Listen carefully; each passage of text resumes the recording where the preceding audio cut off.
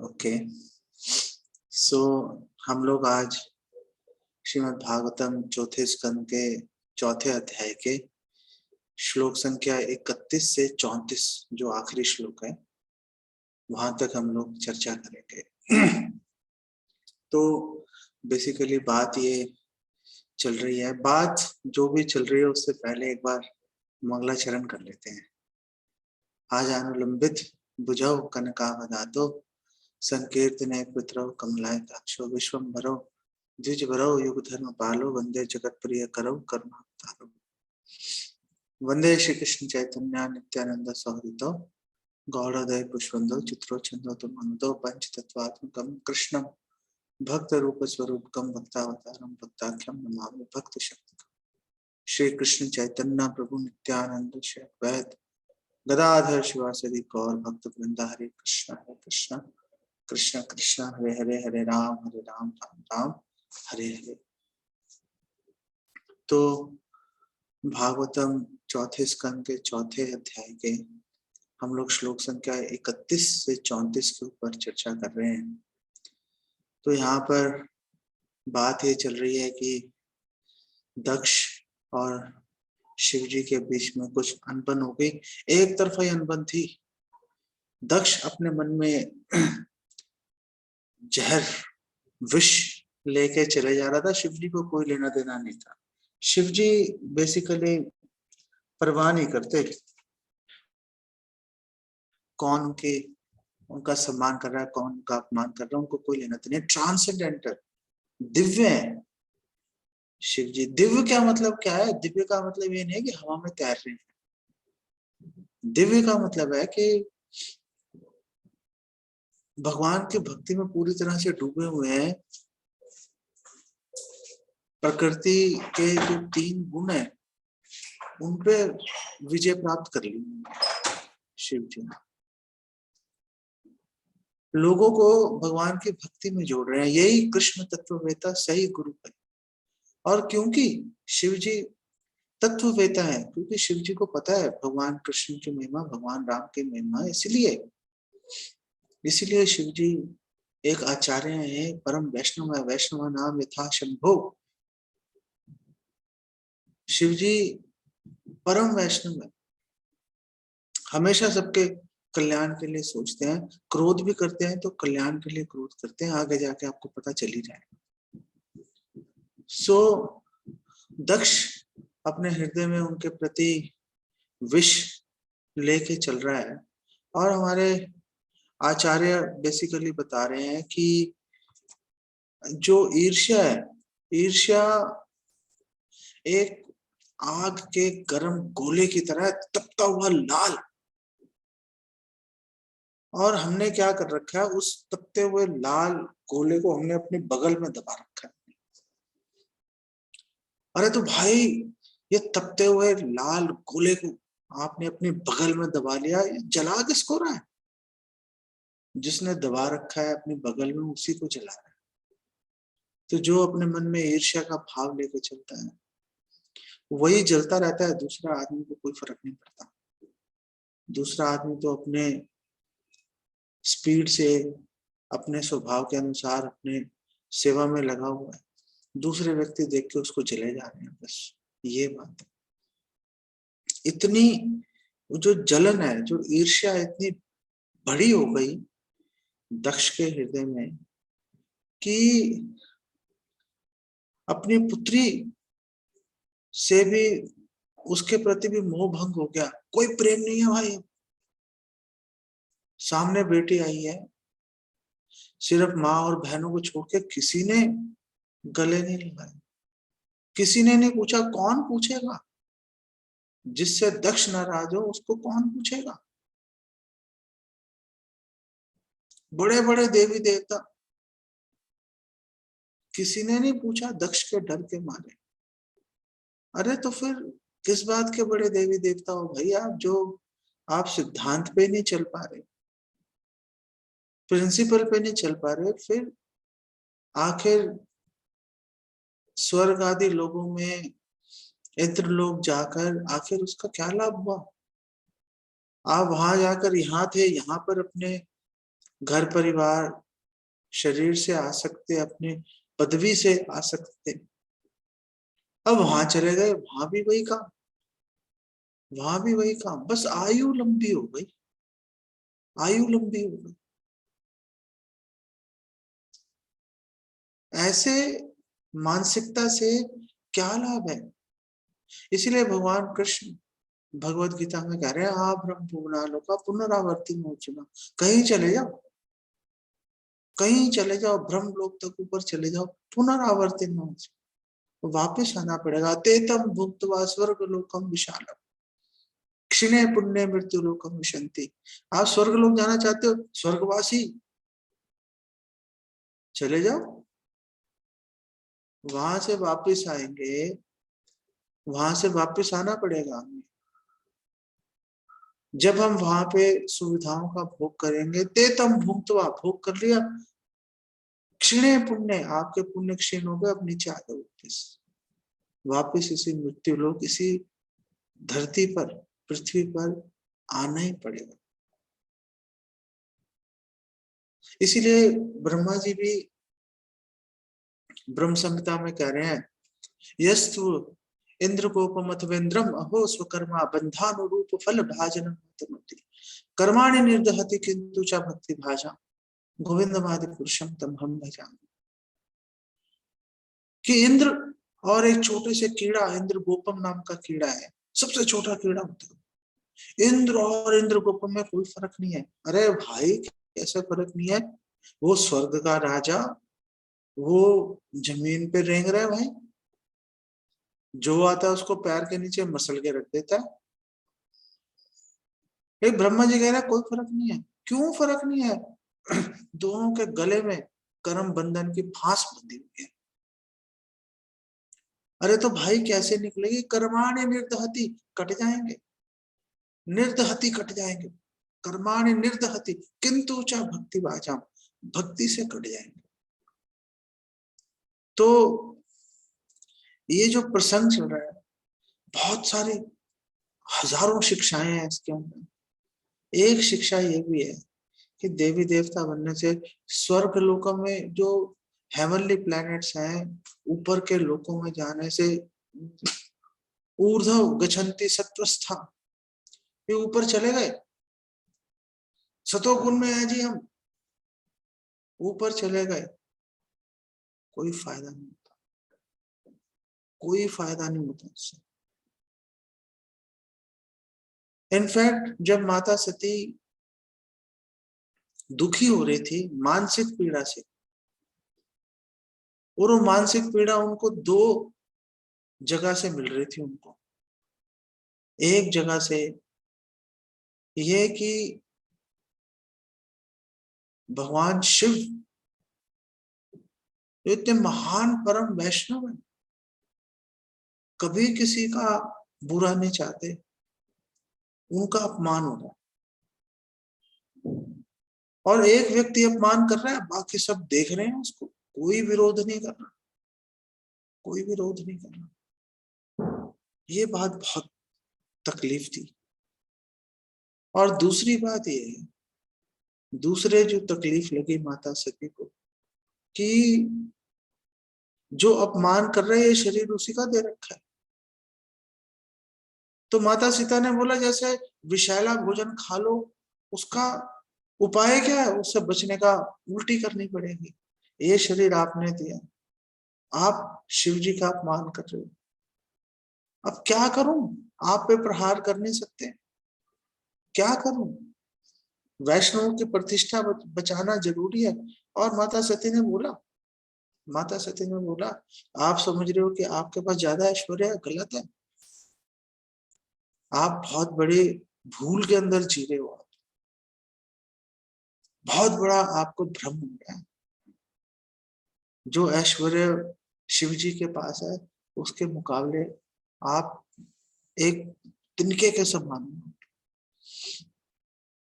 जो भगवान के शुद्ध भक्त हैं, उन्हें योग शक्तियों के द्वारा भगवान की दया से इतनी उनके पास ऐश्वर्य होता है, इस्तेमाल नहीं करते, दिखाते नहीं। लेकिन हम देखते हैं इसके पिछले स्कंद में भी हमने देखा, हम प्रसंग पाते हैं कर्दम मुनि और माता देवहूति का, कि जब माता देवहूति से विवाह हुआ कर्दम मुनि का, तो उन्होंने कैसे अपना योग ऐश्वर्य प्रकट किया। बिल्कुल कुटिया में रह रहे हैं, घास फूस की कुटिया में,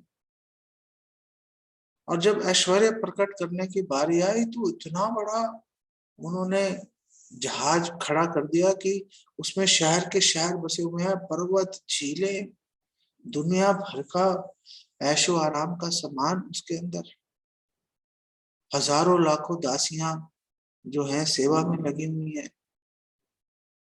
माता देवहूति के, खुद का विस्तार कर लिया नौ के अंदर। ये योग ऐश्वर्य। और माता सती ने बोला कि जो निष्काम भक्त है, जो जो सिद्ध भक्त है, अब उसकी दिख रहा है कि भाई जेब में कुछ नहीं है, फिर भी लगता है, फिर भी उसके सामने जाओ तो ऐसा अनुभव प्रतीत होता है कि इसका तेज मेरे तेज से ज्यादा,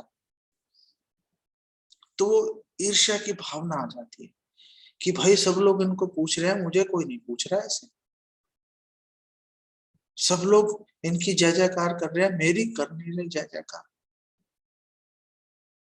मेरा ओहदा ऊंचा है समाज के अंदर, लेकिन सब लोग इनको पूछ रहे हैं, ये क्या चक्कर है। इससे ईर्ष्या की भावना होती है। वो ईर्ष्या की भावना को लेके अब वो उल्टे सीधे प्लान बनाएगा और बोलते हैं कि मुझे ईर्ष्या नहीं है। अरे जो तुम ईर्ष्या के अंदर घिरे हुए हो, ईर्ष्या से घिरे हुए हो, जल रहे हो ईर्ष्या के अंदर, और सबसे पहली लाइन बोलते हो तो क्या बोलते हो कि मैं ईर्ष्या से प्रेरित होकर ये बात नहीं बोल रहा।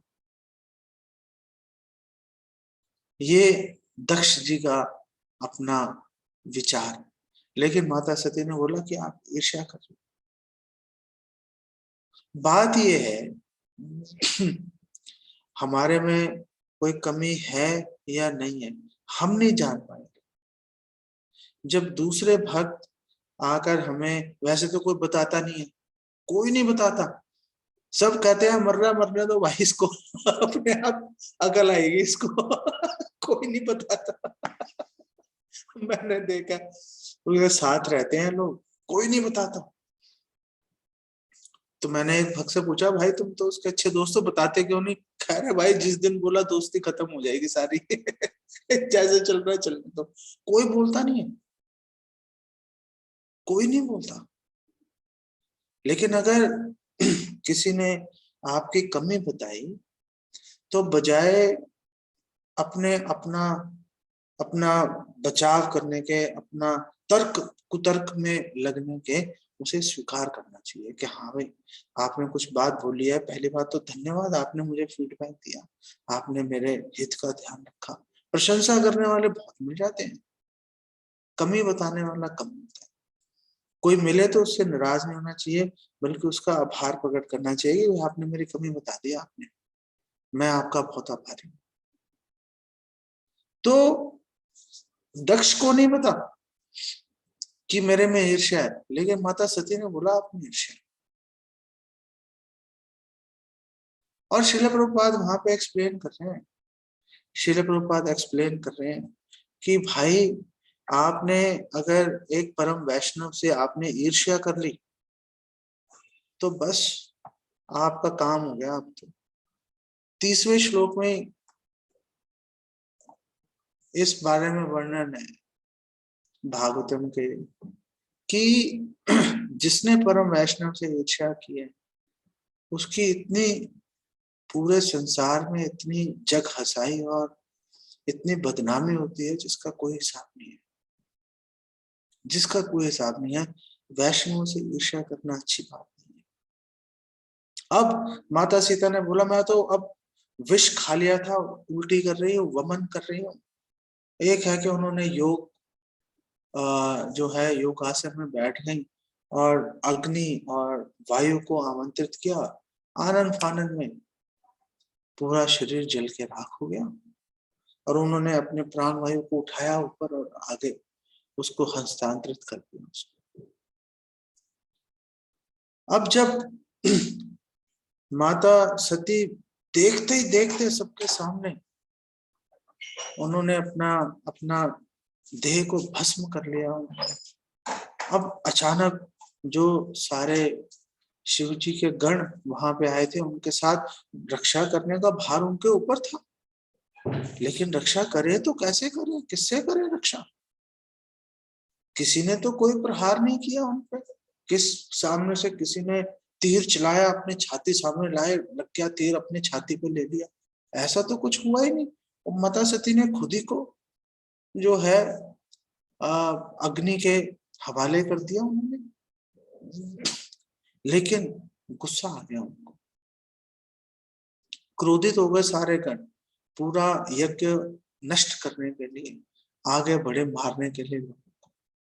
तो 31वें श्लोक में बताया कि कैसे जो शिव जी के गण है वो सारे आगे बढ़े उनको मारने के लिए, कि हमारे स्वामिनी के साथ में अनिष्ट हो गया, आपको अब हम छोड़ेंगे नहीं। जैसे वो आगे बढ़ रहे थे अपने हथियारों के साथ में, तो 32वें श्लोक में बताया कि भृगु मुनि वहां पे थे, उन्होंने भांप लिया भैया अब ये उल्टी सीधी हरकत करेंगे।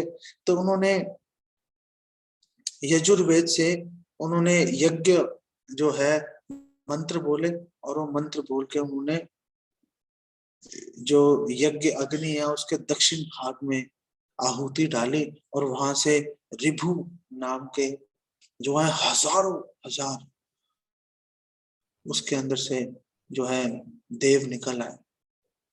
और वो सारे उन्होंने क्या किया कि वो निकले और उन्होंने जो यज्ञ के अंदर ही जो लकड़ियां जल रही थी उसी को उठा के भागे उनके पीछे। उनका तेज देख के सारे जो शिव जी के गण है वो सारे तितर बितर हो गए। अब ये बड़ी महत्वपूर्ण बात है कि भृगु मुनि ने अपने ब्रह्म तेज का इस्तेमाल किया। भृगु मुनि ने अपने ब्रह्म तेज का इस्तेमाल राजा दक्ष को समझाने के लिए नहीं किया, भाई तुम क्या कर रहे हो, ये करना अनुचित है, नहीं, कोई नहीं किया। जो शिव जी के गण है उन पे प्रहार करने के लिए उनको अपना ब्रह्म तेज उनको याद आ गया। और क्या उनमें ब्रह्म तेज था? ब्रह्म तेज तो था ही भाई उनके अंदर। उन्होंने वैदिक मंत्र जपे और बस काम कर दिया उन्होंने। यहाँ पर श्रील प्रभुपाद 2-3 बड़ी महत्वपूर्ण बातें कर रहे हैं। पहली बात यह है जो हमें समझ में आनी चाहिए कि भृगु मुनि ने ब्रह्म तेज का गलत इस्तेमाल किया, गलत इस्तेमाल किया।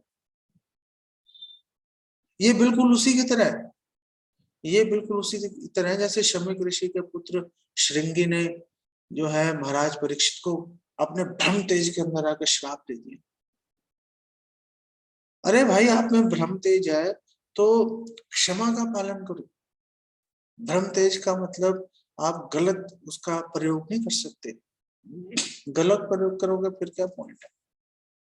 फिर वो किस चीज का ब्रह्म तेज है? फिर तो आपने उस ब्रह्म तेज इतनी कीमती वस्तु थी, आपने उसका दुरुपयोग कर लिया। आपने आपने शालिग्राम शिला को सब्जी तोलने के काम में ले आया, उसका क्या लाभ है भाई? उसका कोई लाभ नहीं है। दूसरी बात, और इसी कारण से हास भी हुआ, इसी कारण से पतन हो गया। इन्हीं कारणों की वजह से जो ब्राह्मणों का तेज है वो खत्म होता चला गया धीरे धीरे। दूसरी बात, श्रील प्रभुपाद जो यहाँ पर बता रहे हैं इस परिप्रेक्ष्य में बड़ी महत्वपूर्ण बात है। और श्रील प्रभुपाद कह रहे हैं देखो भाई, क्या वेदों के मंत्रों में शक्ति है? बिल्कुल शक्ति है। वेदों के मंत्रों में क्यों नहीं शक्ति है? पूरी शक्ति। लेकिन श्रील प्रभुपाद कह रहे हैं कि आपको एक दक्ष, आपको अभ्यास होना चाहिए। एक वो जो ब्राह्मण है जो उसका शुद्ध उच्चारण कर सके, उस पर मेडिटेट करते हुए उसको सिद्ध कर ले उस मंत्र को, वो ऐसे जो ब्राह्मणों का अब अभाव है, इसलिए यज्ञ सारे वर्जित हैं भाई। कलयुग में अब सारे यज्ञ वर्जित है। तो अब यहाँ पर एक बड़ा महत्वपूर्ण प्रश्न उठता है। वो प्रश्न ये है कि ये जो हरे कृष्ण मंत्र है ये भी तो एक मंत्र है। क्या हरे कृष्ण मंत्र में शक्ति है? हरे कृष्ण महामंत्र में पूरी शक्ति है। परम विजयते श्री कृष्ण संकीर्तनम, हरे कृष्ण महामंत्र में पूरी शक्ति है। लेकिन लेकिन प्रभुपाद तो कह रहे हैं, प्रभुपाद तो कह रहे हैं कि भाई मंत्रों में तो शक्ति है, तुम्हारे में है कि नहीं है ये बताओ। तो अब ये प्रश्न उठ सकता है यहाँ पर, और बहुत ही वैलिड, बहुत ही जायज प्रश्न है कि भाई मंत्र में तो शक्ति है हरे कृष्ण मंत्र में, लेकिन अब हम तो नहीं ठीक से जप पा रहे, तो फिर हमारा क्या होगा? हमारा क्या होगा? हम तो जपे जा रहे हैं माला में हाथ डाल के, तो क्योंकि हम तो ठीक से उच्चारण कर नहीं रहे, सारे नाम अपराध भी कर रहे हैं हम कमोबेश, तो फिर क्या मतलब हम लोगों को कुछ लाभ भी प्राप्त होगा इसका कि नहीं लाभ प्राप्त होगा? तो इसका लाभ हमें अवश्य प्राप्त होगा। अरे कैसे प्राप्त हो जाएगा? प्रभुपाद तो यहाँ पे कह रहे हैं ना कि मंत्रों में शक्ति है, लेकिन उच्चारण करने वाला व्यक्ति ठीक उपलब्ध नहीं है, तो हम भी तो वही हैं, तो कैसे हो जाएगा? उसमें एक मूलभूत भेद है इसके अंदर। वो मूलभूत भेद क्या है?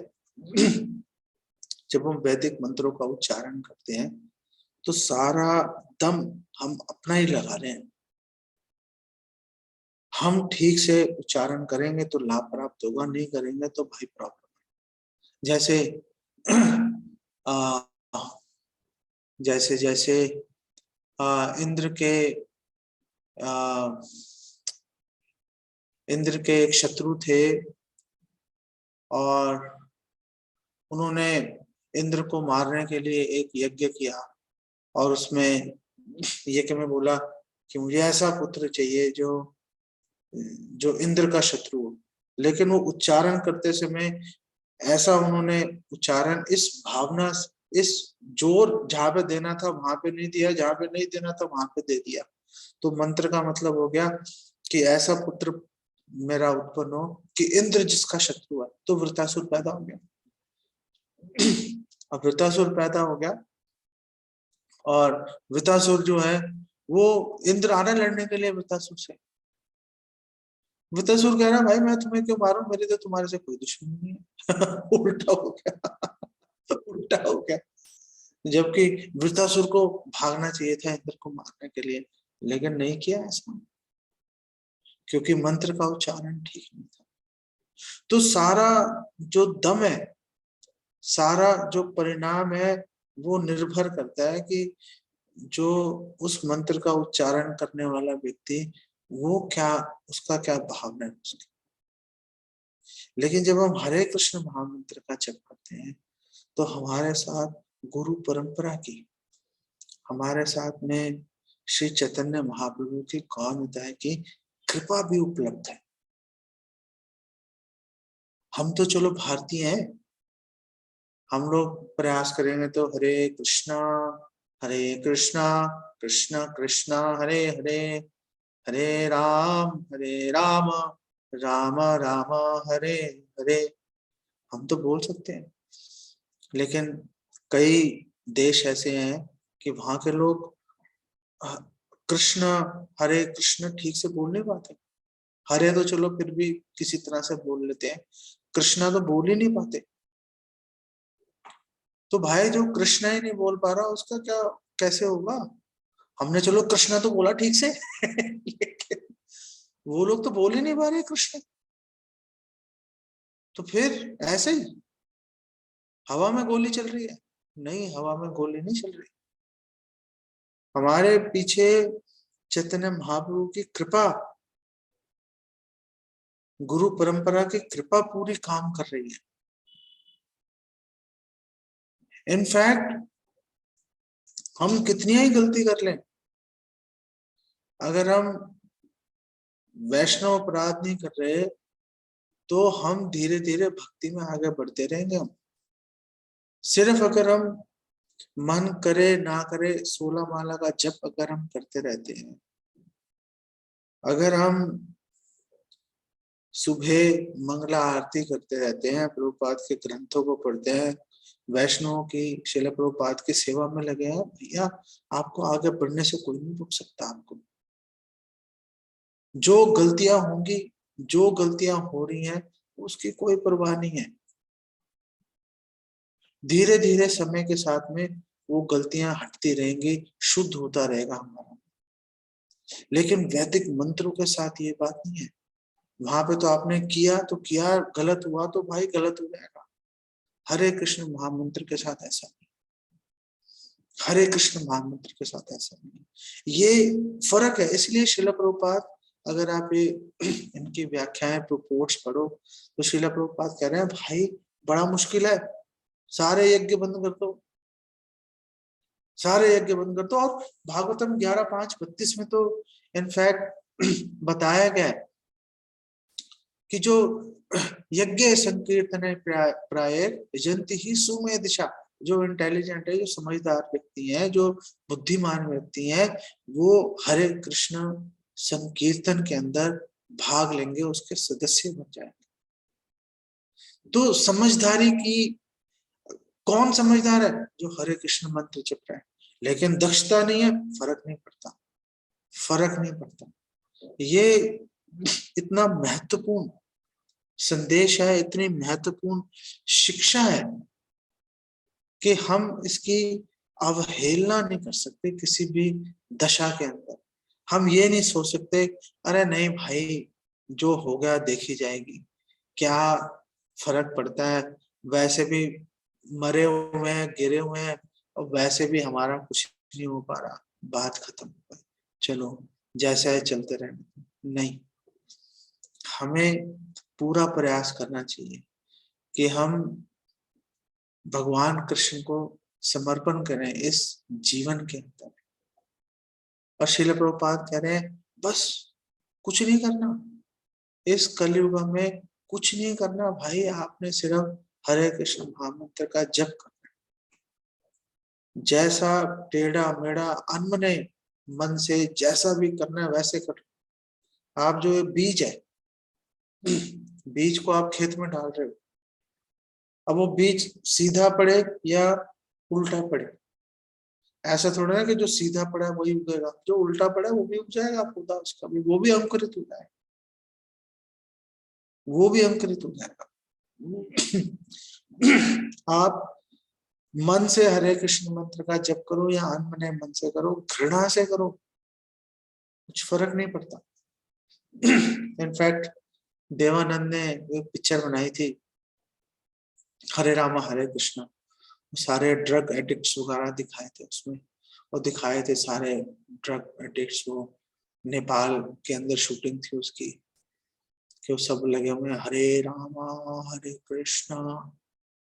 तो हिज होलीनेस गोपाल कृष्ण महाराज श्रील प्रभुपाद के पास गए, और उन्होंने श्रील प्रभुपाद को बोला, श्रील प्रभुपाद हमें इसका विरोध करना चाहिए, इस पिक्चर का, क्योंकि हम लोग तो चाय भी नहीं पीते और ये लोग ऐसे दिखा रहे हैं। प्रभुपाद ने बोला दिखाने दो, हरे कृष्णा हरे राम तो बोल रहे हैं, इसी से इनका लाभ हो जाएगा, जो देख रहा है, जो सुन रहा है। इतनी ताकत है, इतनी ताकत है, एब्सोल्यूट पावर है उसके अंदर, एब्सोल्यूट पावर। इसमें हमें ये जो फेथ है, जो जो प्रभुपाद का ये जो फेथ है, ये फेथ हमें अपने अंदर बेसिकली लेके आना चाहिए।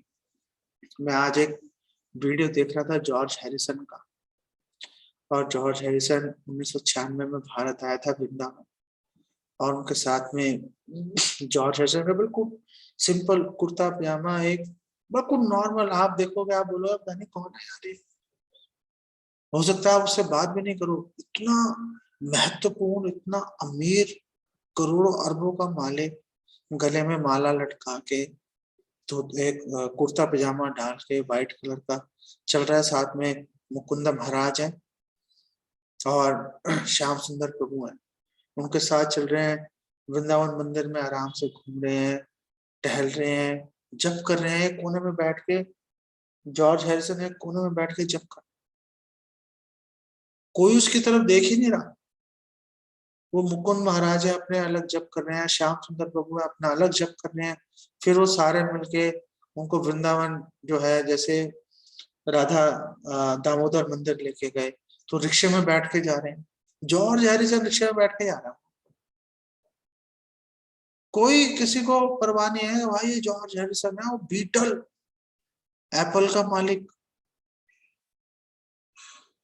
कैसे इतना परिवर्तन आ गया, कैसे इतना परिवर्तन आ गया, कैसे श्याम सुंदर प्रभु, ये लोग तो ड्रग एडिक्ट थे, ड्रग्स लेते भी थे और बेचते भी थे, कैसे इनमें इतना फर्क आ गया, कैसे ये इतने ही परम वैष्णव बन गए हरे कृष्ण महामंत्र के कारण, श्रील प्रभुपाद की कृपा के चलते। ये बात अगर हमने अपने दिमाग में डाल ली तो बस समझ लो काम हो जाएगा, समझ लो काम हो जाएगा। ये जो भ्रम तेज है, ये जो ब्राह्मण की जो शक्ति है, ये आप में हम में भी आ सकती है।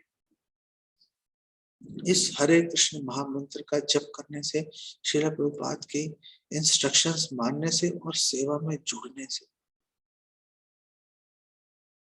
अरे लेकिन हम तो जो है वैश्य कुल में हमारा जन्म हुआ या शूद्र कुल में जन्म हुआ या क्षत्रिय कुल में जन्म हुआ, अरे कोई फर्क नहीं पड़ता, हम तो जन्म से ब्राह्मण है, उसका भी कोई फर्क नहीं पड़ता।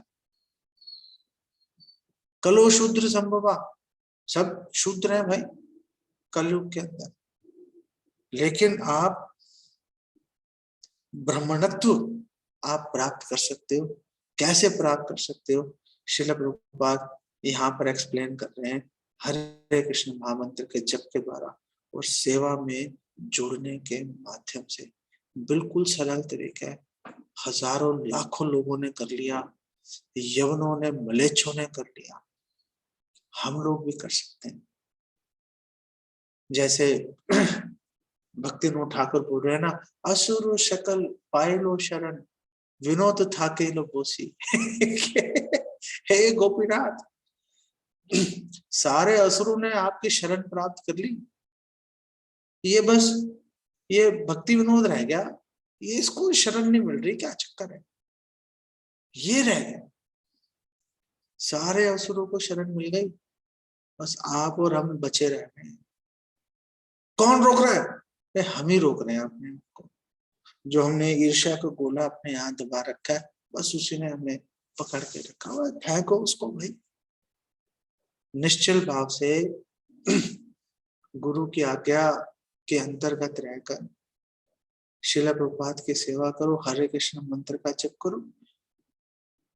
करोड़ों लोगों ने शरण ले ली, लाखों ने, हमें भी ले लेने चाहिए।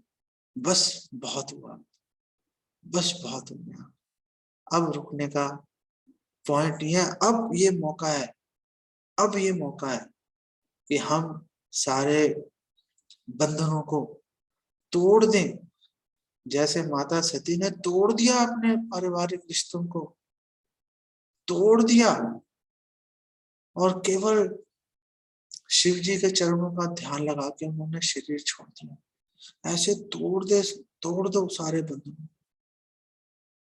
हरे कृष्ण महामंत्र का जप करो, जो बाधा आ रही है बीच में उस बाधा का त्याग करो, भक्तों से मार्गदर्शन लो कि कैसे हम इस बाधा को क्रॉस करें, बस आगे बढ़ जाओगे।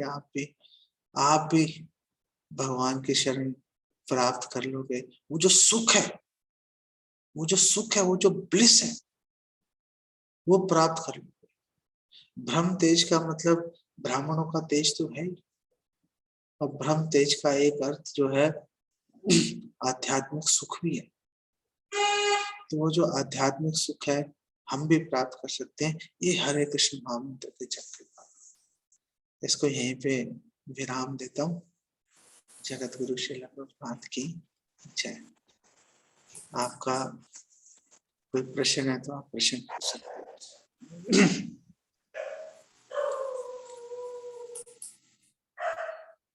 मैं सबको ओपन करता हूँ, सब बंद है ना? यस, हरे कृष्णा। अभी सब ओपन कर, जिनको प्रश्न पूछना ओपन कर सकते हैं ना। हरे कृष्ण प्रभु जी। हाँ, हरे कृष्ण।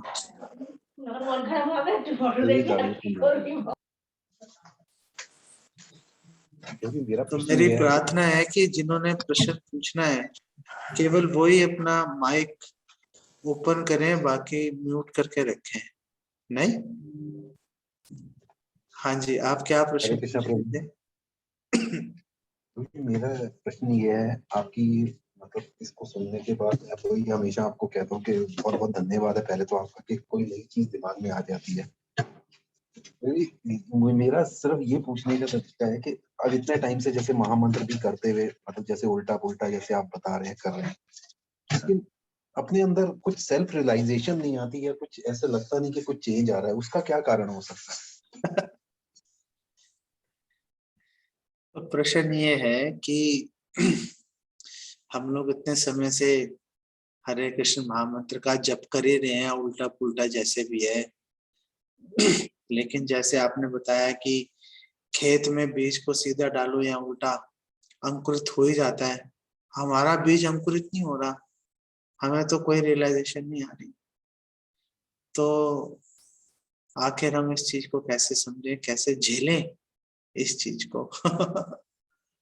ये आपका प्रश्न अच्छा है, लेकिन वास्तव में अगर आप देखें कि आप जब कृष्ण भावना में जुड़े थे, अगर आप तब के अपना अपने आप को याद करें और आज आप अपने आप को देखें, चाहे 6 महीने, 1 साल, 2 साल, 5 साल हो गए, जो भी टाइम है, आप जब इवेल्युएट करोगे, जब तुलना करें, तो आपको दिखेगा अरे भाई ना बड़ा फर्क आ गया, कहाँ थे कहाँ पहुंच गए। जो समय का चक्र है, जो प्रभाव है, इतना सूक्ष्म है कि हम लोग कई बार अपनी धुन में चल रहे होते हैं, देख नहीं पाते, लेकिन प्रभाव आ जाते हैं। जैसे हमें तो अभी कल ही की बात लगती है यार, जवान थे, खेला करते थे, दौड़ते थे, 5-7 किलोमीटर एक ही बार में दौड़ लिया करते थे। अब अचानक एकदम आंख खुली, अरे बुढ़े हो गए, घुटने में भी दर्द है, कमर में भी दर्द है, आराम आराम से चलते हैं तो भी झटका लग जाता है घुटने में। अरे कैसे हो गया, पता ही नहीं चला कैसे हो गया। जवान से बुढ़े कैसे हो गए, पता ही नहीं चला। लेकिन जब कभी बैठ के सोचते हैं, आप पहले ऐसे किया करते थे, जब आप अपने किसी पुराने मित्र से मिलो, तो बात करो, या आपने कोई आपके जो चचेरे मौसेरे भाई हो, मेरे भाई, उनके साथ कभी बैठो, जो आपके समवयस्क हैं, आपकी एज के ही हैं, आप उनसे बैठ के बात को, यार हम ये बातें करते थे, वो बातें करते थे, ये किया करते थे, वो किया करते थे, वहां जाते थे, यहाँ जाते थे। आज बिल्कुल अलग हो गया। उस समय हमें रियलाइज होता है कि कितना डिफरेंस आ गया। एक बार मैं अपने मामा के लड़के से बात कर रहा था, करीब 1.5-2 साल पहले की बात है। तो मैंने कहा और क्या हाल है, उसने कहा शुगर हो गई, मैं फलानी गोली खा रहा हूँ, मेरी शुगर लेवल इतना चलता है, मेरी आंख में भी दिक्कत आ गई शुगर की वजह से। तो डॉक्टर कह रहा है वो लेजर का ऑपरेशन कराना पड़ेगा। हमने 20-25 मिनट बात की, वो उसको ये बीमारी है, मुझे ये बीमारी है। तो मैंने उसको बोला, मैंने कहा भाई हम लोग ये कैसी बातें कर रहे हैं, 25 साल पहले तो हम ये बातें किया करते थे।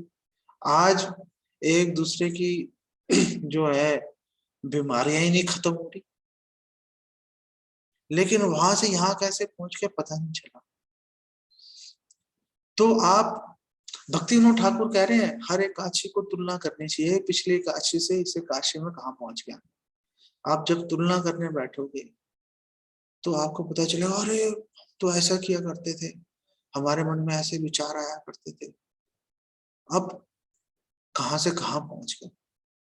आप भी जब तुलना करोगे तो आपको पता चलेगा बहुत फर्क आ चुका है, बहुत इम्प्रूवमेंट हो चुकी है। लेकिन हमने कभी बैठ के सोच के रियलाइज नहीं किया कि हम लोग इतना आगे बढ़ चुके हैं। तो ये भी अच्छी बात है। ये भी अच्छी बात है। अपने अवगुणों की तरफ ध्यान रखना चाहिए। जो गुण अंदर आ गए वो तो आ ही गए, बात खत्म हो गई। जो अवगुण रह गया उस पर ध्यान दे, यार ये नहीं हट रहा, इसको कैसे ये कैसे इसको हटाएं, क्या करें कि हट जाए, उस पर ध्यान रखेंगे। जो गुण हमारे में विकसित होते जा रहे हैं उनको होने दो, हम उनकी कोई बात नहीं कर रहे। जो धन हमारी जेब में आ गया उसकी हम बात क्यों करें, जो हम कमाना चाहते हैं और उसी की बात करेंगे।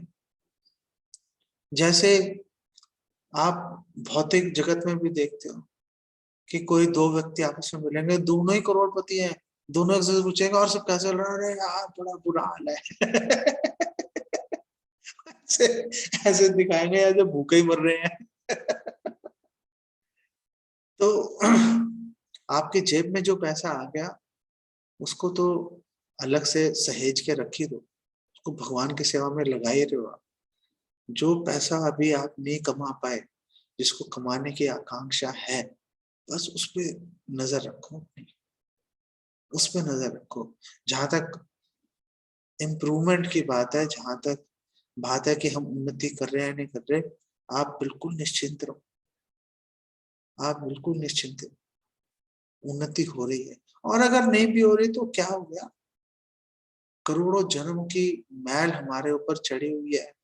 अब मान लो, इनफैक्ट गरुड़ पुराण में तो ये लिखा हुआ है कि मेरू पर्वत हमारे सामने शर्मिंदा हो जाएगा, इतने पाप हमने कर रखे हैं। मेरू पर्वत भैया वो हमारे सामने, वो देखेगा अरे भाई ये इसकी ऊंचाई मेरे से बहुत ज्यादा, मैं तो बूना हूं इसके सामने। ऐसी हालात है। अब इतने बड़े उसके अंदर से हमारे कुछ 1-2 लाख टन अगर पाप हट गए तो आपको पता ही नहीं चलेगा। अरे भाई वजन तो उतना ही लग रहा है, अरे नहीं बहुत कम हो गया भाई, बहुत कम हो गया, कोई चिंता की बात नहीं। और भगवान कृष्ण कह रहे हैं सुअल्पमपि अस्य धर्म से त्रायते महतो भयः। आप ये निश्चिंत रहो, अब आपके जीवन में कोई बड़ा खतरा नहीं आ सकता, मतलब आप भगवान को भूल नहीं सकते। आप भगवान हमेशा आपको, आप किसी भी परिस्थिति में रहो, भगवान हमेशा आपको अपनी याद, अपना स्मरण आपको दिलाते रहेंगे। ये भी बहुत बड़ी बात है, ये भी बहुत बड़ी बात है। बिल्कुल घबराने की कोई आवश्यकता नहीं है, ठीक है। Thank you so much Prabhu जी, बहुत अच्छा आंसर।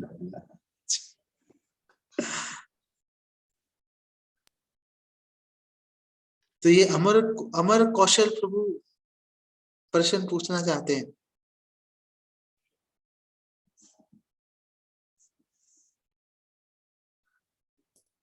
नहीं, शायद ये इनका पहला ही हाथ है कुछ वैसे। अच्छा, अमर कौशल प्रभु ही पूछ रहे थे, ओके।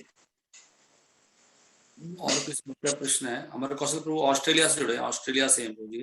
अच्छा, वहाँ तो पे तो ऑस्ट्रेलिया तो बेसिकली एग्रीकल्चर बेस्ड इकोनॉमी है ऑस्ट्रेलिया की, मीट एक्सेट्रा एक्सपोर्ट करते हैं ये लोग। ऑस्ट्रेलिया में इंडस्ट्री भी है लेकिन कम है इंडस्ट्री वहां पर, ऑस्ट्रेलिया में नहीं।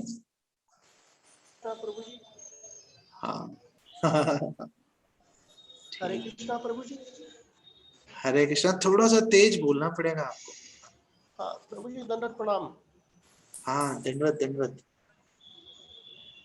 मैं ये पूछना चाहता था, कोई अगर मतलब वैष्णो लगता हो पहनावे से और उसके मुख से अगर गाली निकलती है तो वो वैष्णो है क्या वो? अच्छा, अगर कोई वैष्णव है लेकिन उसके मुख से गाली निकल रही है तो क्या वो वैष्णव है? क्या हाँ हम उसको वैष्णव समझें? हाँ हाँ हाँ प्रभु जी, ये पूछना चाहता हूँ। अच्छा, तो चैतन्य महाप्रभु जब पुरी में निवास कर रहे थे तो उस समय चैतन्य महाप्रभु से भक्तों ने प्रश्न पूछा कि वैष्णव की परिभाषा क्या है। तो चैतन्य महाप्रभु ने बोला कि वैष्णव वो है जिसके मुख में एक बारी भगवान कृष्ण का नाम ले लिया, जिसने एक बार बोल दिया हरे कृष्णा, तो उसको हम वैष्णव गिनेंगे। अगले वर्ष दोबारा जब वो गए महाप्रभु से मिले चतुर्मास के दौरान, तो उन्होंने दोबारा ये प्रश्न पूछा कि वैष्णव की परिभाषा क्या है। तो चैतन्य महाप्रभु ने बोला जो निरंतर कृष्ण नाम जप रहा है वो वैष्णव है। और तीसरे वर्ष जब उन्होंने वापस यही प्रश्न चैतन्य महाप्रभु से पूछा, तो चैतन्य महाप्रभु ने कहा जिसको देख के दूसरे के मुख में हरे कृष्ण मंत्र हरि नाम लेना शुरू हो जाए उसको वैष्णव कहते हैं। तो श्रील प्रभुपाद एक्सप्लेन कर रहे हैं कि पहले वर्ष चैतन्य महाप्रभु ने कनिष्ठ भक्त, दूसरे वर्ष में मध्यम अधिकारी और तीसरे वर्ष जो है उन्होंने उत्तम अधिकारी की परिभाषा दी थी। तो अगर कोई व्यक्ति हरे कृष्ण महामंत्र का जप कर रहा है लेकिन उसमें कुछ कमियां हैं, वो गाली गलौज कर लेता है अगर, तो उसको कनिष्ठ भक्त समझना चाहिए। लेकिन क्या वो वैष्णव है? हाँ वो वैष्णव, हमें उसको वैष्णव मानना चाहिए। अब सवाल ये आता है कि क्या हमें उसका संग करना चाहिए? तो हमें उसके विचार हमें लेने की आवश्यकता नहीं है, लेकिन अगर हम उसे कृष्ण भक्ति से संबंधित कुछ बता पाए तो हमें अवश्य उसके पास जाकर उसको बताना चाहिए। उसके विचार सुन के हमें खुद प्रभावित नहीं हो जाना चाहिए। ठीक है?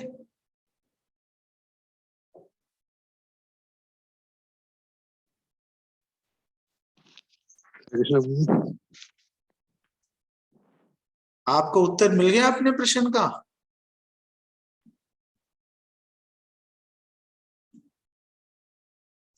वो उनकी आवाज नहीं आ रही। चलो, और कोई प्रश्न पूछना चाहता है? हरे कृष्ण प्रभु। दंडवत प्रभु जी। प्रभु जी, जैसे आपने बताया कि जैसे हम हरे कृष्ण, ये तो शंकर प्रभु लग रहे हैं। हाँ जी प्रभु जी। अच्छा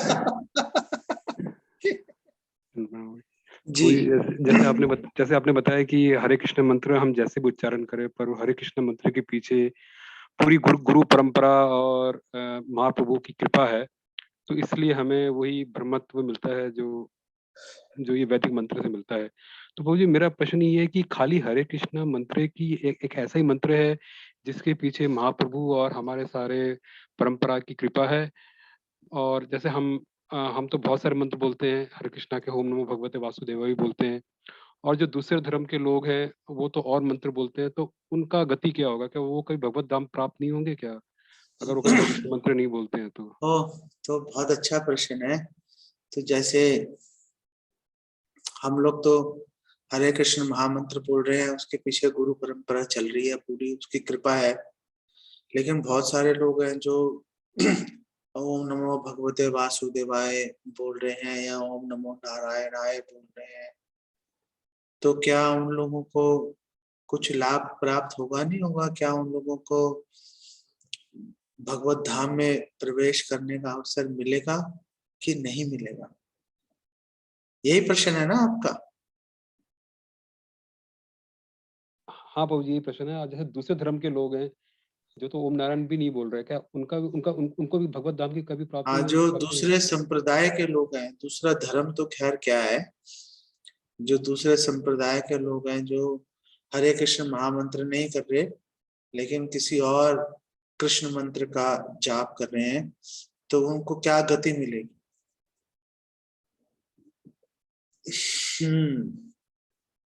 पहली बात यह है कि भगवान कृष्ण ने 4 प्रमाणिक संप्रदाय बनाए हैं। ब्रह्म संप्रदाय, रुद्र संप्रदाय, कुमार संप्रदाय और श्री संप्रदाय। जो हम लोग हैं गौड़िया वैष्णव, हम लोग ब्रह्मा जी के संप्रदाय में आ गए। हमारे जो संस्थापक आचार्य हैं वो ब्रह्मा जी। इसी संप्रदाय में श्री चैतन्य महाप्रभु प्रकट हुए और उन्होंने इस संप्रदाय को कृतार्थ किया। लेकिन जो लोग श्री संप्रदाय से जुड़े हैं, कुमार संप्रदाय से या रुद्र संप्रदाय से जुड़े हैं, क्या उनको लाभ प्राप्त नहीं होगा? उनको बिल्कुल 101% उनको लाभ प्राप्त होगा। लेकिन फर्क है, अब फर्क समझने का प्रयास कीजिए। जिस तरह से इस भौतिक संसार में असंख्य ग्रह हैं, उसी तरह से आध्यात्मिक जगत में इससे भी अधिक ग्रह हैं। ये जो भौतिक संसार है पूरा, ये आध्यात्मिक जगत का 1/3 है। आध्यात्मिक जगत इस पूरे भौतिक जगत से, जिसमें असंख्य ब्रह्मांड है और हर एक ब्रह्मांड में असंख्य ग्रह हैं, उससे 3 गुना विशाल है आध्यात्मिक जगत। इसीलिए भौतिक जगत को एक पाद विभूति और आध्यात्मिक जगत को त्रिपाद विभूति भी बोला जाता है। 3 गुना है। तो जो प्रामाणिक संप्रदाय से जुड़ा है, वो प्रामाणिक गुरु परंपरा के माध्यम से वैकुंठ धाम में प्रवेश करेगा ही करेगा, कर सकता है, पूरी संभावना है, इसमें कोई शंका नहीं है। तो क्या ओम नमो भगवते वासुदेवाय का जप करने वाला व्यक्ति भगवत धाम वैकुंठ में प्रवेश कर सकता है? बिल्कुल कर सकता है, बिल्कुल कर सकता है। लेकिन श्री चैतन्य महाप्रभु हमें वैकुंठ में प्रवेश का हमें मार्ग दिखाने नहीं आए। चैतन्य महाप्रभु ने एक्सप्लेन किया, जब वो सनातन गोस्वामी को, रूपा गोस्वामी को शिक्षाएं दे रहे थे अलग अलग समय पर, तो उन्होंने बताया कि भगवान कृष्ण से संबंध 5 मुख्य तरह से हो सकता है। शांत, दास्य, साख्य, वात्सल्य, माधुर्य। इन 5 रसों के अंदर एक भक्त भगवान से अपना संबंध स्थापित कर सकता है, भगवत धाम में प्रवेश कर सकता है, और वहां पर इन 5 रसों के अंदर भगवान की सेवा कर सकता है। आगे श्री चैतन्य महाप्रभु ने एक्सप्लेन किया कि जो माधुर्य रस है वो सर्वोत्कृष्ट है, वो सर्वश्रेष्ठ है। और फिर श्री चैतन्य महाप्रभु ने कृपावश बताया कि ये जो माधुर्य रस है, इसमें भी 2 तरह के भाव हैं, स्वकीय और परकीय। स्वकीय मतलब कृष्ण को अपने पति के रूप में मानना, और परकीय मतलब कृष्ण को अपने प्रेमी के रूप में स्वीकार करना। और फिर श्री चैतन्य महाप्रभु ने बताया कि जो परकीय भाव है वो स्वकीय भाव से कहीं अधिक श्रेष्ठ है। और फिर चैतन्य महाप्रभु ने बताया ये जो परकीय भाव है, इसमें भी मुख्यतः 2 इसके अंदर विभाग है। भगवान के समक्ष, भगवान के सामने रहते हुए भगवान की सेवा करना, और विरह में भगवान की सेवा करना। और श्री चैतन्य महाप्रभु ने बताया कि जो विरह में भगवान की सेवा है वो सबसे इंटेंस, सबसे गहरी है। और ये जो विरह में भगवान की सेवा करना, हे राधे ब्रज देव के चरलिते, हे नंद सुनो कुता, आप कहाँ हो, आप कहाँ हो, मैं आपको क्यों नहीं देख पा रहा। चैतन्य महाप्रभु इस विरह के अंदर चलते हुए, विरह से पीड़ित एक भक्त का भाव प्रदान करने आए हैं, इससे बड़ा कोई नहीं है।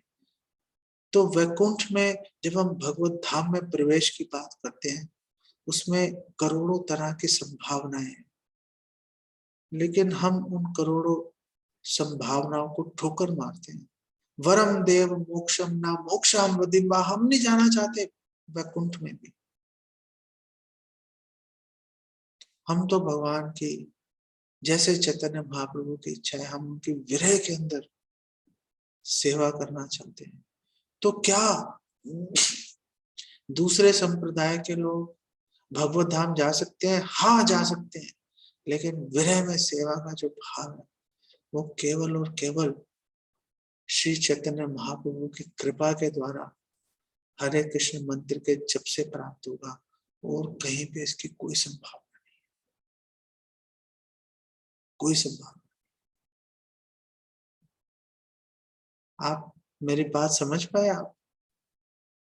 वो जी बहुत गहरी बात है, बहुत डेप्थ वाली। चलो, तो 9:17 हो गए आई थिंक। हरे कृष्णा। सिद्धार्थ प्रभु, आप कुछ ऐड या कुछ आप और कुछ कहना चाहते हो आप? मैं ये कह रहा था, एक असुर भी बैठा है मेरे जैसे यहाँ पे जो कथा में विघ्न डालेगा। मैं ये कह रहा हूँ कि मैं असुर भी बैठा हूँ कथा में। जिसकी नजर है टाइम पर। सॉरी, ये मेरा कंट्रीब्यूशन है। एक माता जी का प्रश्न लेके खत्म करते हैं। माता जी कुछ कह रही हैं। अच्छा, ठीक है, बोलिए माता जी। पुष्पा माता जी कुछ कह रही हैं। जी जी प्रभु जी, जैसे जब करते हैं तो भगवान को तो ध्यान नहीं प्रभु जी, हेलो, हरे कृष्णा। हाँ जी, जैसे जब करते हैं तो भगवान को तो ध्यान नहीं आता, कहते हैं ना। अच्छा,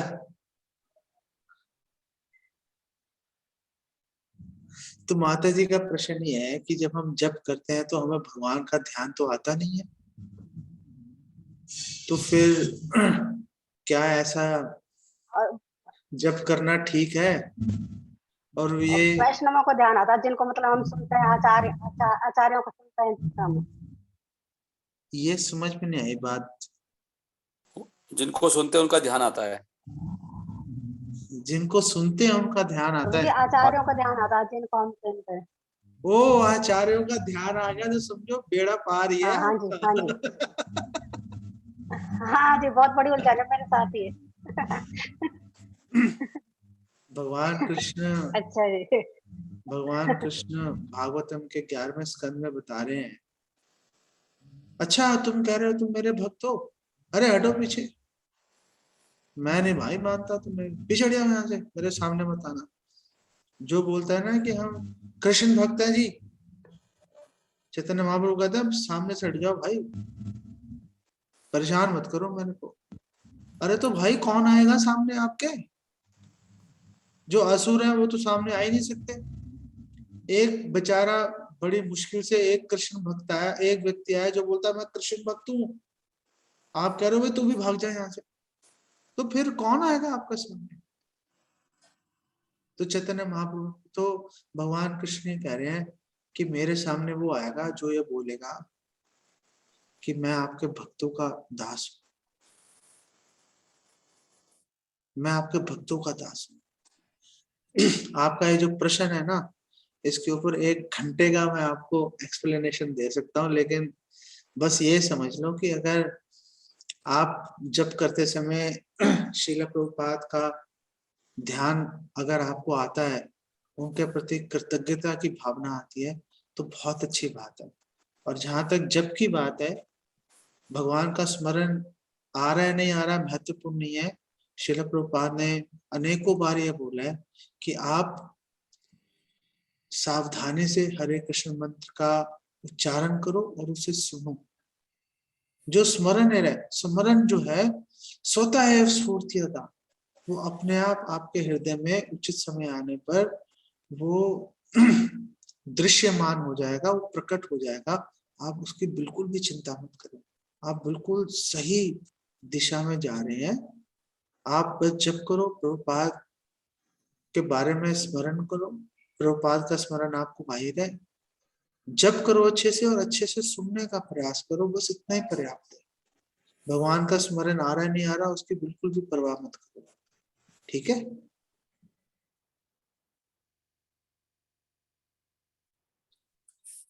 चलो सिद्धिदाय प्रभु, thank you very much Prabhu जी। ऐसे 7 मिनट ऊपर हो गए। Yes, we will try to stick to 9:15. हाँ, आपका पता नहीं आपके यहीं पर ऐसा है कि समय पता ही नहीं चलता कहाँ पे पंख लगा के उड़ जाता है। चलिए, मुझे बिल्कुल अंदाजा नहीं रहता। थैंक यू गुरुजी, बहुत अच्छा कथा हुआ और बहुत मधुर। और सब भक्त मैं देख रहा हूँ, काफी भक्त अभी तक रुके हुए हैं, नहीं तो भक्त लोग चले जाते हैं। काफी 62 भक्त आए थे, अच्छा। 9 भक्त चले गए हैं। ओके। तो बहुत ही अच्छा है। वो थोड़ा प्रश्नों के लिए कम समय बचता है, पता नहीं इसका क्या समाधान है, बट अभी तो इट्स वेरी नाइस। बट मुझे बहुत खुशी है, हमने आई थिंक कुछ ही दिनों में पूरा एक चैप्टर हमारा पूरा हो गया। तो इस तरह से भागवतम हम लोग अध्ययन कर पाएंगे। This is very good starting actually. और आप वरिष्ठ भक्तों की बड़ी कृपा है, आप कृपा बनाए रखें अपनी। और मेरी सभी भक्तों से ये प्रार्थना है कि अगर आपके प्रश्न है तो हम अभी प्रश्न नहीं ले पा रहे, कोई चिंता की बात नहीं है। आप बाद में जब भी आप सिद्धांत प्रभु को आप फोन करके उनसे आप अपनी जिज्ञासा कर सकते हो। आप ऐसी कोई बात नहीं है कि वैसे तो उसी समय प्रश्न उत्तर हो जाए तो उसका तो कोई मुकाबला ही नहीं है, लेकिन फिर भी अगर कोई प्रश्न, सारे प्रश्नों को कई बार नहीं लिया जा सकता, तो आप प्लीज अगले दिन सिद्धिदाता प्रभु से उनसे समय लेकर बात करें, उनसे आप प्रश्न पूछें, इससे आपको और लाभ प्राप्त होगा आपको। ठीक है?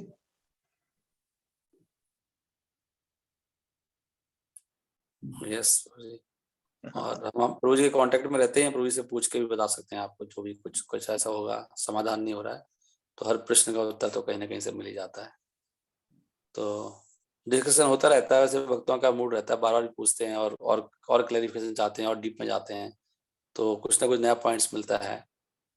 तो बहुत अच्छा है, भक्तों का उत्साह है, मेरे को सीखने को मिलता रहता है, प्रश्न उत्तर होते रहते हैं।